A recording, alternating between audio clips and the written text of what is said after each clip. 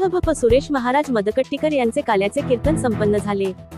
श्री संत रघुनाथ महाराज समाधी सोहळ्याची सांगता मठापासून ते महादेव मंदिर थेर मैदानापर्यंत पालखी मिरवणूक काढण्यात आली।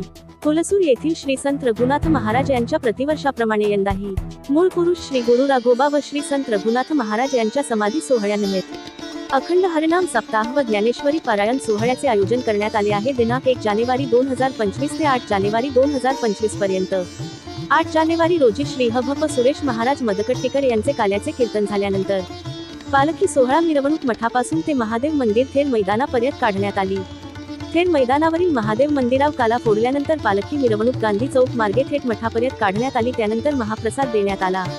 यावेळी श्रीमंतराव जानबा, माजी जिल्हा पंचायत अध्यक्ष अनिल भुसारे, माजी तालुका पंचायत सदस्य गोविंदराव सोमवंशी, विनायक पाटील, प्रभुराव भुसारे, उद्धव हालसे, श्रीरंग बाचीपळे, शिवाजी जानबा, विठ्ठलराव भुसारे, वैजनाथ गायकवाड, दत्तात्रय नारायणपुरे या पालखी मिरवणूक सोहळ्यात विविध संतांचे वेशभूषा घालून लहान मुले लक्ष वेधून घेत होते। पंचक्रोशीतील भाविक व गावातील समस्त लहान थोर भाविक नागरिक खूप मोठ्या संख्येने उपस्थित होते।